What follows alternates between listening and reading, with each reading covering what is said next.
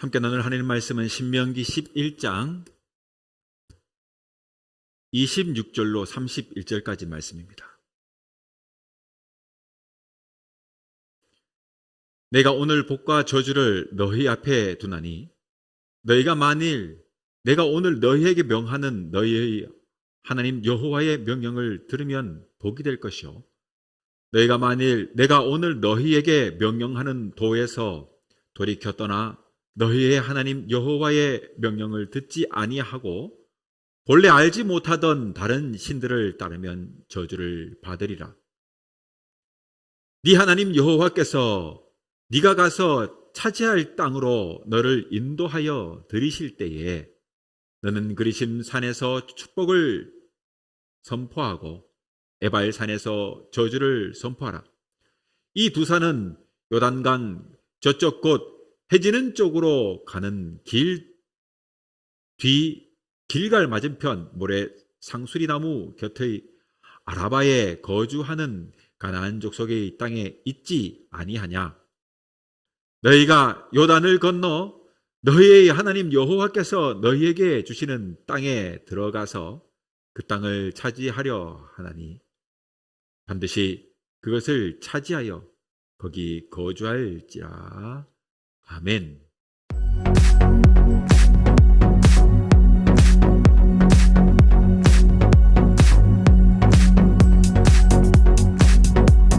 인생사 세옹지마라는 말이 있습니다. 중국 전한시대의 서책 회남자에 나오는 말로 변방새 늙은이 옹 갈지 말마, 한마디로 변방에 사는 늙은이의 말이라는 뜻으로 세상 만사는 변화가 많아 어느 것이 화가 되고 어느 것이 복이 될지 예측하기 어려워 재앙도 슬퍼할 게 못되고 복도 기뻐할 것이 아님을 일컫는 말입니다. 이 유래는 이렇습니다. 옛날 중국의 북쪽에 한 노인이 살고 있었는데 어느 날 그가 기르던 말이 멀리 달아나 버렸는데 사람들이 이를 위로하자 그는 오히려 복이 될지 누가 알겠소 라고 했습니다. 얼마 후 그 말이 한 필의 준말을 데리고 돌아왔습니다. 다시 사람들이 이를 축하하자 그는 도리어 화가 될지 또 누가 알겠소 라며 불안해했습니다.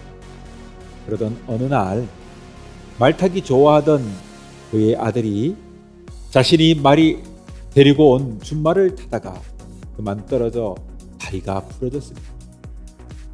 마을 사람들이 이를 걱정하며 위로하자 그는 이것이 또 복이 될지 누가 알겠소 라며 태연하게 받아들이는 것이었습니다.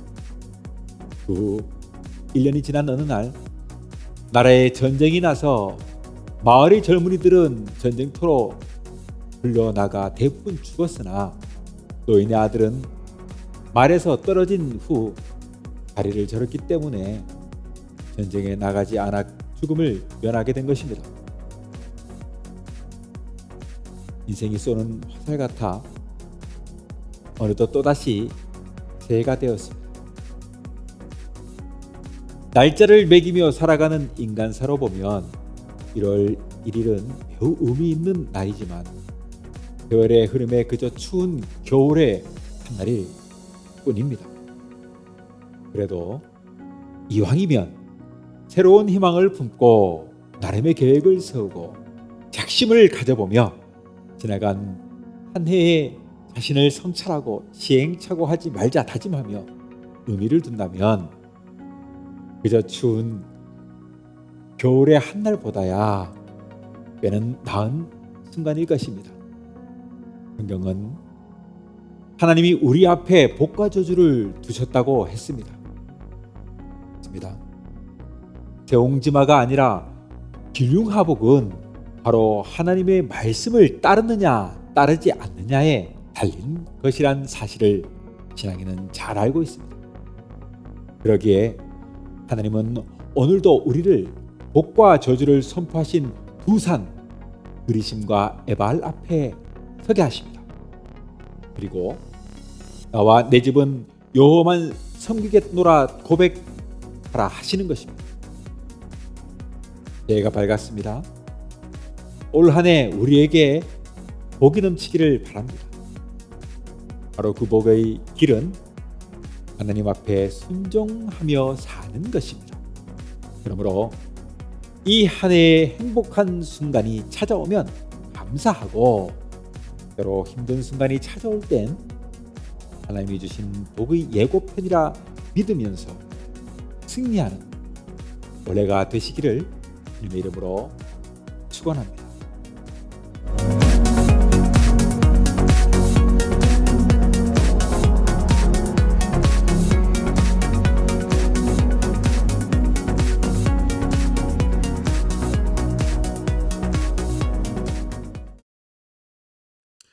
오늘 말씀에서 하나님께서는 복과 저주를 이스라엘 앞에 두었다고 하시면서 둘 사이에 너희가 선택해라 라고 합니다. 후일 신명기 27장에 보면 모세는 백성들에게 만일 하나님의 말씀을 듣고 순종하면 모든 것이 형통케 될 것이고 하늘의 큰 복을 받지만 듣지 않고 거역하면 기근, 전염병, 또 황폐함을 겪고 결국 그 땅에서 쫓겨날 것이라고 선언하고 있습니다. 모세는 백성에게 큰 돌들을 세워서 글자가 잘 보이게 석회를 바르고 율법의 모든 말씀을 기록해 에발산에 세우게 했어요.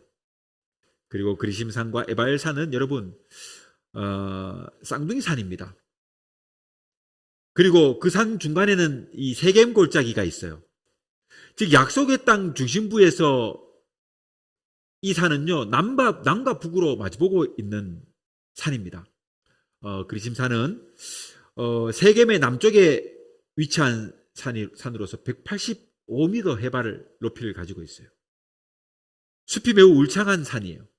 자, 여기에 비해서 에발산은요 북쪽에 위치한 산인데 높이는 그리심산보다 조금 높은 920m예요. 그런데 이 산은요 황폐한 바위산, 민둥산입니다. 하나님은 이 에발산에는요 복을 두고 그 반면에 이 에발산에는 저주를 두라고 했어요.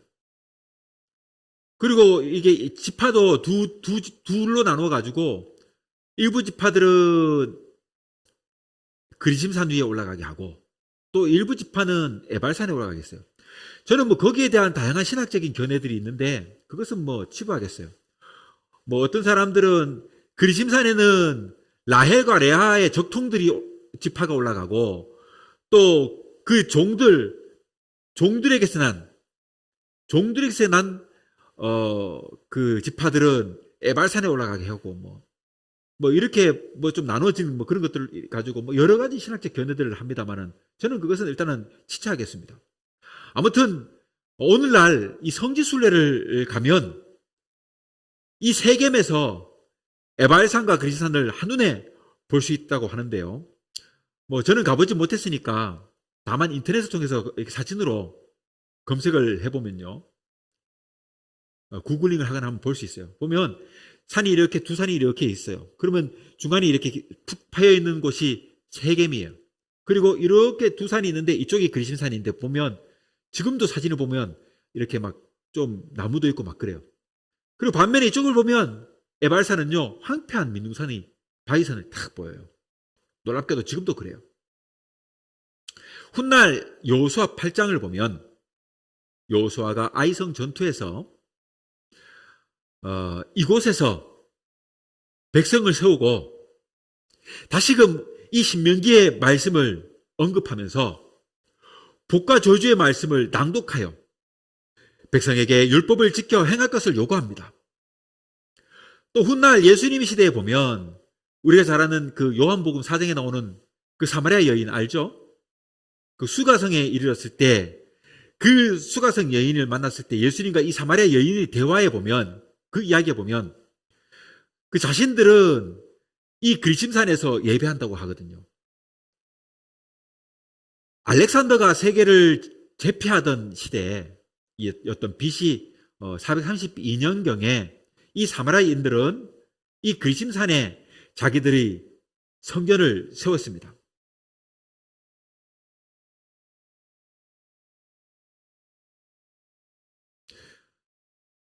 바로 축복이 선포된 산이기 때문에 그곳에 성전을 세운 것입니다. 이스라엘 민족이 복을 받는 조건은요, 여러분, 딱 하나예요. 율례와 계명, 이 율례와 계명을 순종하는 것입니다.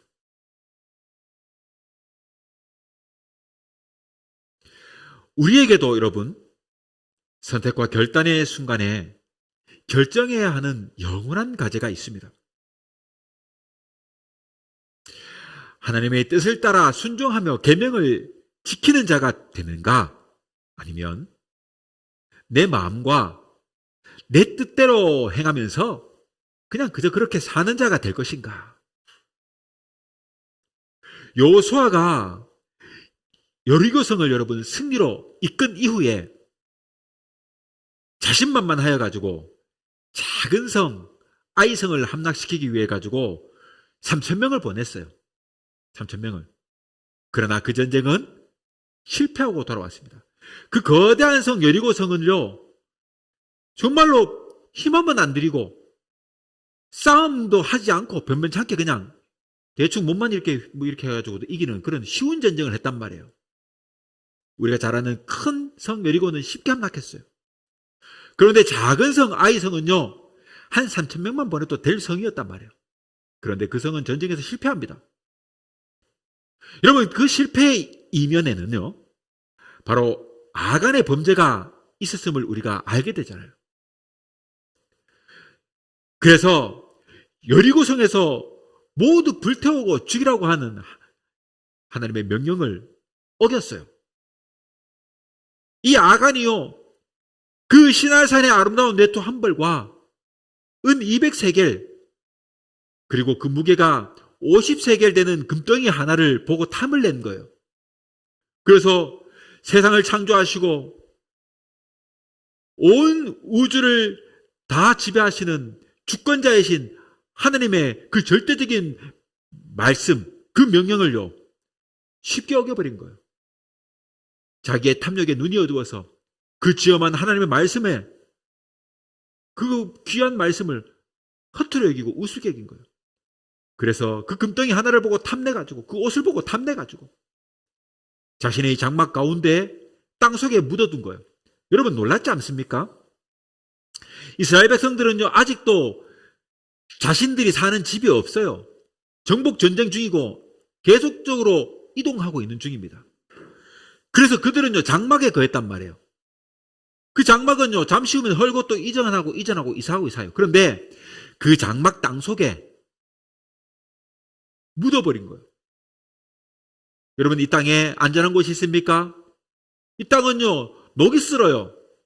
좀이 먹어요. 그러니 하늘을, 그 영광스러운 곳에, 녹이 쓸지 않는 곳에, 좀이 먹지 않는 곳에 우리가 보화를 쌓으라고 말씀하시는 것 아니겠습니까? 고작 썩어 없어질 이 땅에 여러분 날마다 이동해야 되는 그 장막 땅 깊은 곳에 그 금은 보화를 숨겨봤자 뭐 할 것입니까? 그러나 그 탐욕에 눈이 어두워서 그 자신의 욕망 때문에 그가 그것을 숨겨버렸어요. 그런데 그것이 자신의 욕망으로 끝나는 것이 아니었지 않습니까? 그 한 번의 실패로 공동체가, 그 민족이 위기를 겪게 되는 거예요. 이 한 사람의 죄가 이스라엘 전체의 위기를 처하게 하는 것입니다. 이것은 저주가 어떻게 싹트고 어떻게 자라나는가를 보여주는 매우 단편적인 예입니다. 고작 한 사람의 죄가 뭐라고 그렇게 생각하면서 넘겨버린다면 결국 더 큰 무리의 죄로 커져가는 것입니다. 바로 바늘도둑이 뭡니까? 소도둑 된다는 옛말이 틀린 말이 아닌 것입니다. 여리고의 명령은 반드시 순종하여야 하는 명령인 것입니다. 하나님은 이 아주 작은 불순종도 용납하지 않으십니다. 그러나 아간은 그 명령을 쉽게 여겼어요. 우리 여러분 가끔 쉽게 여길 때가 있습니다. 하나님께서 주시는 사명을 우습게 여길 때가 있어요. 하나님이 주시는 은혜를요, 너무나 쉽게 잊어버려요. 하나님이 주시는 그 모든 상황과 모든 환경과 여건들을요, 갖지 않고 우습게 여기는 경우가 많아요. 믿지 않는 사람들이야, 개독견이, 주 예수 하면서 주식회사 예수라고 그러니, 이런 식으로 비아냥거리고 깔깔거리고 웃는 것, 그들은 어차피 저주받은 영혼들이니까 그럴 수 있다고 생각해요. 그러나 믿는 사람들은 그러면 안 되지 않습니까? 그러나 믿는 사람들이 하나님의 명령을 우습게 여기고 망각해버려요. 매우 심각한 문제가 아닐 수 없습니다. 여러분, 이것이 하나님을 알지 못하는 자들의 모습이에요. 순종은 여러분 쉬운 것이 아닙니다. 결국 아간은 어떻게 됐습니까? 그 자신의 죄로 민족이 어려움을 겪었지만 무엇보다 자신은 더 큰 벌을 받아요. 결국 아간은요, 아골 골짜기에서 어떤 죽음을 당합니까? 자신이 함께하던 공동체, 그 민족이 다 돌을 들고 쳐 죽였어요. 돌에 맞아 죽어버렸어요. 그 아골 골짜기는 빈들입니다. 그래서 우리가 찬송도 보지 않습니까? 아골 골짜기 빈들에도 복음 들고 가오리다. 여러분, 아골 골짜기는요, 저주받은 땅이에요. 그 믿음의 사람들이 거기에 복음을 들고 간다, 이런 그 노래 가사 말이거든요. 의미 있는 말이에요. 의미 있는 가사예요. 여러분, 이 땅은 저주받은 땅입니다. 이 땅은요, 아골 골짜기예요. 그런데 믿는 사람들이 그 저주받은 사람처럼 살 수는 없지 않습니까? 우리는 복을 받은, 복을 선포하고 복을 누리는 자들로 살아야 돼요. 어찌 아간처럼 아골 골짜기에 묻어버린 그 저주받은 영혼처럼 그 자리에 머무르려고 합니까? 그럴 수는 없는 것입니다. 오늘 신명기 11장 말씀에 축복과 저주의 내용을 살펴보면 사실 매우 단순합니다. 무엇보다 글자 그대로 보자면 복은 너무나 단순 명료합니다. 아니, 아주 특별한 것도 없어요. 오직 하나님의 명령을 들으면 복이 된다는 것입니다. 그 명령을 순종하고 듣기만 하면 돼요. 그 따르면 되는 거예요.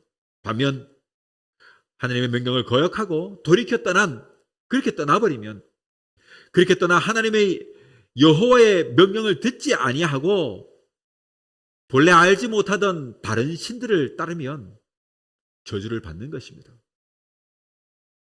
성경은 그렇게 말하고 있어요. 네가 알지 못하던 다른 신들을 따르면, 전에 알지 못한 듣지도 못했던 그 다른 신들을 따르면 저주를 받는다라고 분명히 선언하고 있습니다. 본래 알지 못하던 다른 신, 본래 알지 못하던 다른 신, 여러분, 본래 알지 못하던 이 다른 신의 범주에는 무엇이 있을까요? 이는 가나안 땅에서 만날 이방의 수많은 신들을 말하는 것임과 동시에 오늘날 우리들이 만나는 수많은 우상들을 일컫는 말인 것입니다. 여러분, 우상이라는 게 별게 있겠습니까? 내가 물질을 섬기고 물질을 따르면 그것이 나의 우상이 되는 거예요. 내가 좋아하는 어떤 연예인을 쫓으면 그것이 우상이 되는 것이고, 내가 좋아하는 어떤, 그것이 여러분 음악이 될 수도 있는 것이고, 미술이 될 수 있는 것이고, 예술적인 어떤 것들이 될 수 있어요. 내가 좋아하는 어떤 것, 하나님보다가 더 높이 좋아하는 것이 있다면 그것이 나에게는 우상이 되는 것입니다. 여러분, 여기 우리가 복이라는 것을 확보하기 위해 우리가 취할 수 있는 행동, 그 행동은 오직 한 가지, 말씀에 순종하는 것입니다. 이는 하나님이 우리를 거룩하게 구별되기를 원하시기 때문이에요. 여러분, 우리는 구별된 사람으로 살아야 되는 거예요. 그것이 하나님이 원하시는 뜻이기 때문에. 이렇듯 여러분, 하나님께서 우리를 거룩하게 구별함으로써 우리를 독점하고자 하는 가장 중요한 것은 바로 우리를 독점적으로 사랑하기 원하시기 때문입니다. 하나님이 우리를 사랑하는 그 사랑의 크기만큼 우리도 완벽히 사랑하기를 원하시는 것입니다. 그러나 본래 알지 못하던 다른 신을 섬기며 명령을 거역하여 저주의 자리에 들어가면 영원히 회복되지 못하는 알골 골짜기로 떨어지는 것이에요. 이는 역설적으로 그만큼 하나님의 사랑의 크기가 크다는 것을 보여주는 것입니다. 마찬가지로 우리에게도 복과 저주의 두 산이 우리 앞에 놓여 있습니다. 복의 그리심에 오를 것인가, 저주의 에발에 오를 것인가. 고작 아름다운 옷과 은금에 눈이 어두워 나와 가족, 내가 속한 공동체를 무너뜨리는 저주의 자리로 갈 것인가? 세상을 창조하시고 우리에게 영원한 천국의 길을 보여주시는 하나님의 선하신 자리에 설 것인가? 이 그리심산과 에발산의 선택, 이것이 항상 우리 눈앞에 놓여 있는 것입니다. 항상 우리는 선택의 순간이 있어요. 그 선택의 순간 나는 어느 자리에 설 것이냐. 여러분, 이것이 매우 중요한 우리의 삶에 매우 중요한 선택입니다.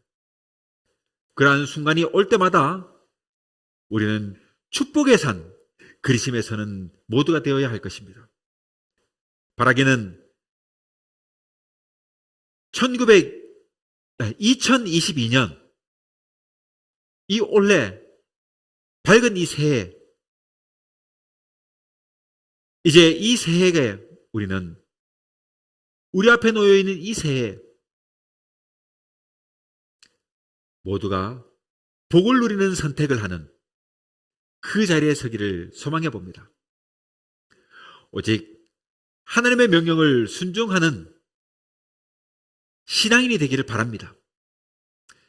그리하여 여호수아 24장 15절에 이 여호수아의 말처럼 너희가 본래 알지 못하던 다른 신들을 섬길지 여호와를 섬길지를 너희가 택해라. 너희는 택해라. 그러나 오직 나와 내 집은 여호와를 섬기겠노라 라고 한 이 여호수아의 말처럼 세상의 수많은 유혹 속에 반드시 올바른 선택을 할 수 있는 순간순간이 되는 복된 2022년 새해가 될 수 있기를 이 신년 감사 예배를 통해 여러분 모두에게 축원합니다.